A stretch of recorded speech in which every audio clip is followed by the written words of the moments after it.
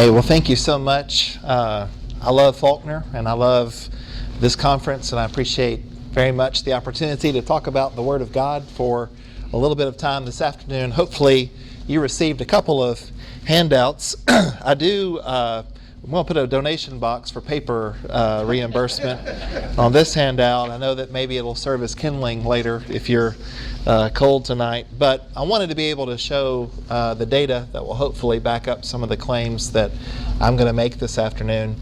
What we're going to do is we're going to consider for a few minutes together a Greek New Testament that came out 2 years ago, the Tyndale House Greek New Testament. There's an ongoing discussion about what Greek New Testament we should use. And sometimes we overlook that because of our discussion of English translations. Most of us perhaps use an eclectic text like the United Bible Society UBS 5 text or the Nestle Aland 28 text that parallels this. There's also an SBL Greek New Testament, 2 versions of that. There's the Piedmont Robinson Byzantine text platform. And so I love teaching Greek. That makes me really weird, but part of that discussion is what Greek text should we use? Part of the reason I'm interested in this is because this year a companion introduction to the Tyndale House New Testament was published. I'm reviewing this for RBL next month, which I'm excited about, and so putting all that together, I'm teaching the Gospel of John this semester, really interested in text criticism and the background of the Greek New Testament. I thought it would be really interesting to compare the Tyndale House New Testament that came out 2 years ago to the text that most of us have been using as a base critical Greek text and ask, how are they different? And one of the reasons I wanted to do that is because of the claims that the editors of the Tyndale House Greek New Testament make. Now, these are good men. They are conservative men who come at this from a rather evangelical perspective, which for Tyndale House is something that they're known for. And so I just want to read for a few minutes a couple of the claims that are made in the preface of this volume, because they will frequently talk about the accuracy with which they translate the text. But in particular, this is from page 7 in the introduction of the Tyndale House New Testament. They say, this edition is based on a thorough revision of the great 19th century edition of Samuel Prideaux Tregelles. His dates are 1813 to 1875, and it aims to present the New Testament books in the earliest form in which they are well attested. So simply put, they are looking to put out the most accurate Greek New Testament. And so part of their methodology is to go back and look at a Greek text that predates Westcott and Hort of 1881, because Westcott and Hort used Tregelles' text. So you're going to notice that in my data, I chose the Gospel of John. I didn't choose the Gospel of John just because I love the Gospel of Belief. I chose it because the International Greek New Testament Project has completely gathered and collated all of the Greek manuscripts on John. And so it's one of the few books of the New Testament we've exhausted the evidence. And so if you were going to claim to be able to put together the most accurate Bible ever, the Gospel of John would be a great place to start. And so with the help of a student assistant, Justin Porter, who alongside of me, we did not use software to do the collation. We used UBS 5 as a base text, and we noted every difference where Tyndale House departs from that, given that Tyndale House is claiming to be more accurate.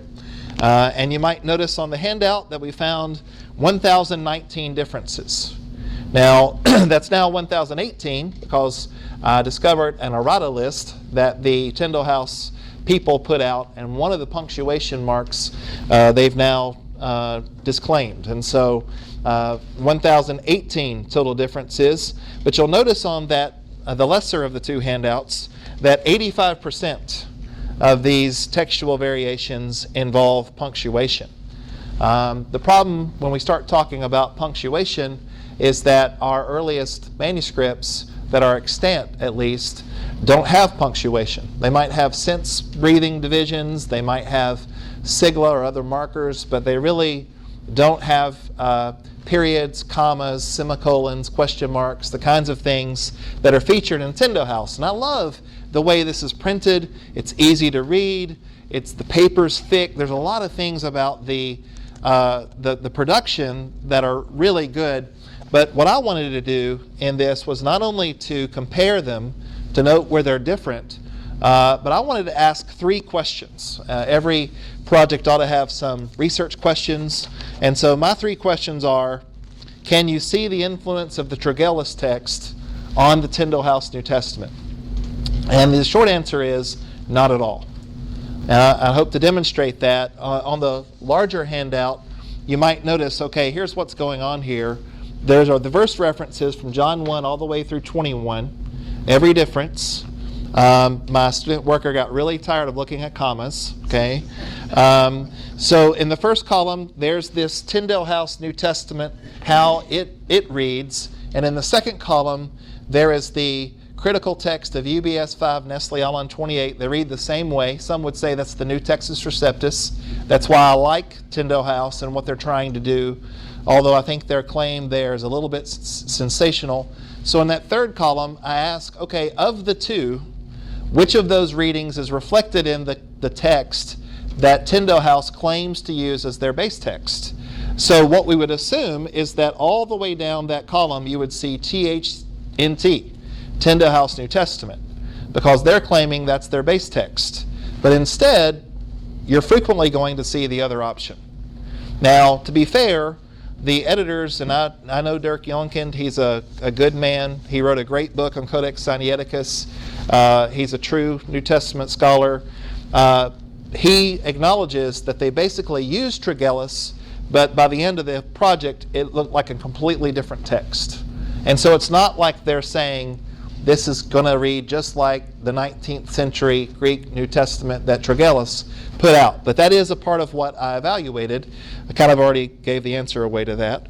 The second question would be, are we helped by any kind of textual apparatus in the Tyndale House New Testament? And all you have to do is flip through it to know the answer to that, but I'm going to be specific, try to be specific. And then third, their insistence that they only use witnesses from the first 5 centuries. That basically, you're only going to look at papyra, uncial, minuscule witnesses, and you're not going to look at lectionaries, fathers, or versions at all, because they're post-5th century. How's that going to work with regard to methodology? Now, when you read the intro written by Dirk Jonkind, he's anti-Byzantine text. And I understand where he's coming from, because there are those who claim the Byzantine text platform fell from heaven in a golden parachute. But I think he pushes that a bit too far. And so when you're reading Tyndale House, it might be that it's sometimes difficult to understand why they chose an established reading, because there isn't really an apparatus, which has been a criticism of the Westcott and Hort text for a long time. Since, if you're going to put out a New Testament and call it the New Testament in the original Greek in 1881 to challenge the Textus Receptus, you would think it would be helpful to show evidence for what you've concluded. But Jonkind and Peter Williams, who put out the Tyndale House text, said, we really don't want that to be a distraction from the text. But those of us who are a bit more nerdy and want to know why they made those decisions sometimes can't know that, because they don't tell us. So, on the lesser handout, and the lesser handout reflects the greater handout, and I'm sorry if it seems like I just really don't enjoy presentations where I can't track down what's claimed, and I just wanted to be able to demonstrate that this is based on new research, collation work. There are 183 places where there are variations that are not punctuation. Gotta watch my time. There are 17 additions to the text, meaning that words are added, and as you look down through that list, you're going to notice that most of these are adjectives like hagion, or articles like ha. I have bolded and underlined the additions in Tyndale House that are significant. The name of Jesus is added in John 4:16, and the name of Jesus with the definite article is added in John 18:5. And you'll notice parenthetically, one of those readings is supported by the Tregelles text of the 19th century, one isn't. which already kind of gets to one of our research questions. Is this really reflective of a different base text than Nestle-Aland or UBS 5? And the answer is yes and no, but really not as much as it's claimed. Then there are 14 places where you have total word replacement. And the most famous of those would be the first one, only begotten Son or only begotten God in John 1:18. And they choose weos, Son, rather than theos, God, despite the fact that the earliest evidence argues for the opposite.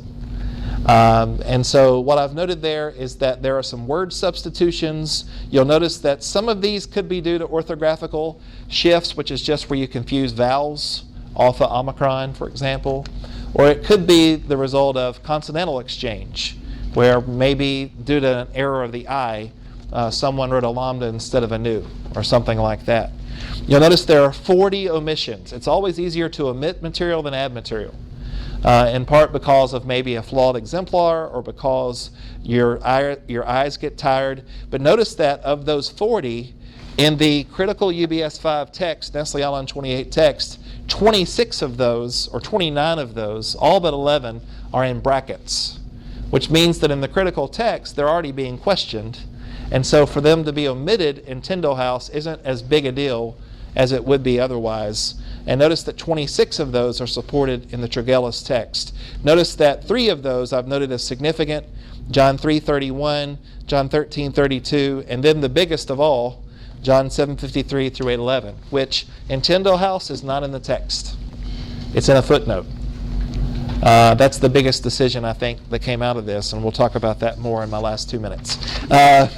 Next page, 9 transpositions. That's where word order gets exchanged. And as you look at that, what I've given you there in numbers is just the new ordering of those words. And then there are 62 places where vowels get exchanged. For example, iota to epsilon iota, a diphthong that makes the same sound. 12 of those are supported. And it's interesting that in the preface to the Tyndale House text, they talk about orthographical shifts, vowel exchange. There are 3 movable news. There are 33 places where there's a text that's bracketed in UBS 5, Nestle-Aland 28, that's not in brackets in Tyndale House. Is that a big deal? No, but we noted every change. There are 4 proper name changes. And I think what you see here with Mariam is this exchange for a more Semitic styling that can't be declined. You'll notice that Pilate's name is spelled with a diphthong 14 times, but the reason I didn't count it there is because that's technically an orthographical shift. So I tried to categorize these in a way that showed that very few of these changes. Here's the reason this matters. Very few of the changes that were made in Tyndale House matter. Matter of fact, 8 matter. And they're at the very end of that handout. 2 additions, 3 substitutions, and 3 omissions. 8 total. And what I've tried to give you shorthand here is whether or not those are reflective of how the Tregelles Greek text read, and whether or not they included in the apparatus notes in Tyndale House New Testament. Because 2 of our 3 questions are, does this reflect the Greek text of Tregelles from the 19th century, and do they give us any apparatus help to know why they made the decisions that they made? Now, in short, I'm going to walk through these 8 because this is the conclusion of the whole matter, if you will. And I'm going to suggest to you that 2 of the 8 decisions make sense based on their methodology. Neither of the additions make any sense. Adding Jesus in 4:16 is not a reasonable conclusion based on the fact that we know the earlier manuscript evidence actually supports the opposite conclusion. And I have some data that if we had time I could walk through to talk about textual evidence on this. The same with the addition of Ha Jesus in John 18:5. That's not supported in Tregelles, and it's a C reading in UBS 5, which means they're not sure. But the earliest witnesses, the only papyri witness we have is P70. It's not early, it's 7th century. But the early evidence could go the other way. So if we're claiming that this is the most accurate Greek New Testament and it's based on early testimony, I have some problems in that there are only 8 significant places where it even impacts the whole text of the Gospel of John, and neither of the 2 editions makes sense based on the Tregelles claim or the earliest manuscripts claim or the most accurate Greek New Testament ever printed claim. Do I like it? I love the Tyndale House New Testament. It's just not going to be able to live up to what's being claimed, at least not in the Gospel of John. I haven't collated every book. Substitutions, yeah. The only one of these that I think might have support is the last one, John 20, verse 31. When you look at this, the first one drives me crazy. If I could have another hour, I would talk about weos theos. Because P66 and P75 support theos. And yet Tyndale House says weos.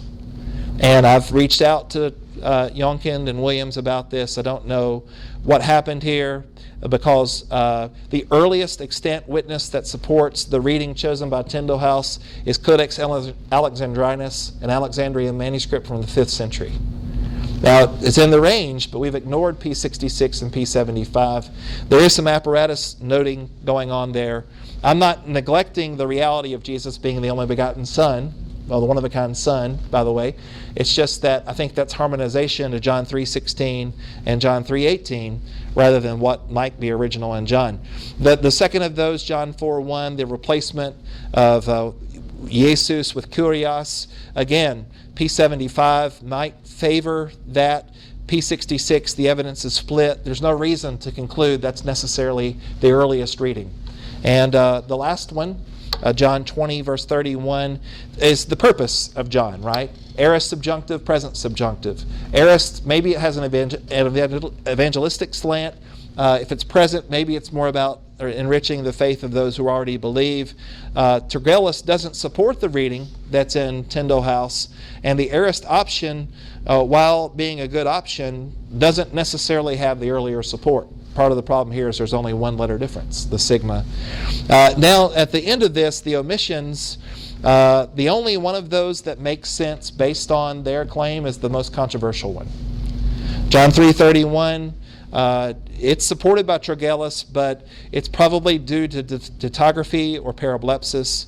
The last one, John 3:13, is not supported by Tregelles, and it even includes a black diamond, which is basically a way of the editors throwing up their hands and saying it could go either way. So that leaves John 7:53 through 8:11, which is not included in Tyndale House, and I think that is probably supported by the earliest evidence, but even that leads to problems because we know it shows up in Luke. There's a lot of evidence that patristic witnesses were aware of this pericope de adultera and circulated the story, and so that's the one move, ironically, that they make, other than maybe John 20:31, that makes sense based on their methodology, and it proves to be the most controversial. So what's the conclusion? I think I have maybe like 1 or 2 more minutes. 1 minute. In conclusion, does this reflect a Tregelles Greek base from the 19th century? No. The majority in the third column that you'll see, even the punctuation variations, which we don't know how the autographs read on punctuation, are going to support the Nestle Aland 28 UBS 5. Does the nature of the limited apparatus help us in these variations? Well, I didn't say this, but one of these isn't even mentioned in the apparatus, John 4:16. So of all of these differences, 8 have any significance, and of those, 1.5 are supported by the methodology claimed to be the basis of the foundation of this particular translation. And the insistence on early witnesses, I want to also prefer early witnesses, but to ignore Byzantine witnesses, to ignore patristic evidence, versional witnesses, lectionaries, to ignore later papyri, later uncial witnesses, I just think is methodologically dangerous. If we know there are witnesses, why would we ignore them? Why would we neglect to look at them, even if they're late or perhaps of a different text type? So I apologize if this was a little bit nerdy, but I think when people make claims, we need to test those claims. And I'm going to still use Tyndale House because people are using it, right? People are aware of it, but I'm not going to be able to accept their methodological claims until maybe we collate Acts or Matthew and see something different there. But in the Gospel of John, these readings do not seem to support what they're claiming to do. Thank you.